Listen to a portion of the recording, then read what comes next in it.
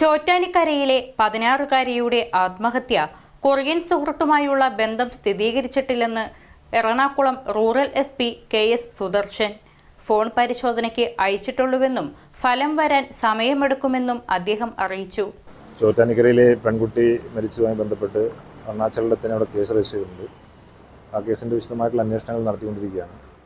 അതിനുവേണ്ടി ഒരു 7 മെമ്പർമാരുള്ള ഒരു സ്പെഷ്യൽ ഇൻവെസ്റ്റിഗേഷൻ ടീം ഫോം ചെയ്തിട്ടുണ്ട്.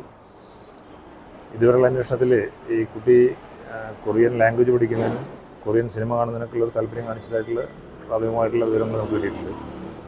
പക്ഷേ ഏതെങ്കിലും ഒരു കൊറിയൻ സുഹൃത്ത് ആയിട്ടുള്ള ബന്ധം എസ്റ്റാബ്ലിഷ് ചെയ്യാൻ ഇതുവരെ സാധിച്ചിട്ടില്ല.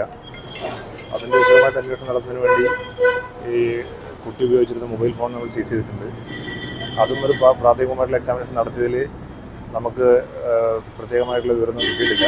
പക്ഷേ എങ്കിലും കുറച്ചും കൂടെ അഡ്വാൻസ് ടെക്നോളജി ഉപയോഗിച്ച് അതിലേതെങ്കിലും ഡിജിറ്റൽ ഫയൽസ് ഉണ്ടെങ്കിൽ അതും കൂടെ നോക്കി അങ്ങനെ എന്തെങ്കിലും സംഭവങ്ങളുണ്ടോ എന്നുള്ളത് വിശദമായിട്ടുള്ള അന്വേഷണത്തിന് ശേഷം മാത്രമേ കണ്ടെത്താൻ സാധിക്കൂ.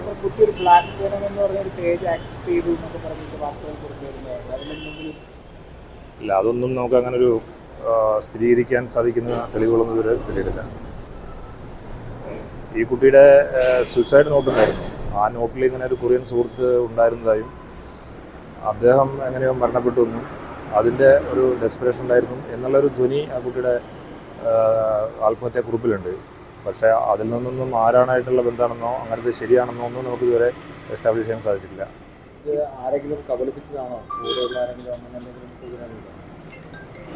കബളിപ്പിച്ചതാണോ എന്നറിയില്ല. ഇനിയിപ്പോൾ കുട്ടികൾ പല കൊറിയൻ ഫിലിംസൊക്കെ കണ്ട് എന്തെങ്കിലും അത്തരത്തിലുള്ള എന്തെങ്കിലും ഹലൂസിനേഷനോ അല്ലെങ്കിൽ വേറെ എന്തെങ്കിലും ബന്ധമോ ഉണ്ടോ എന്നുള്ളതൊക്കെ കൂടുതൽ പരിശോധനയ്ക്ക് ശേഷം മാത്രമേ നമുക്ക് പറയാൻ സാധിക്കുള്ളൂ.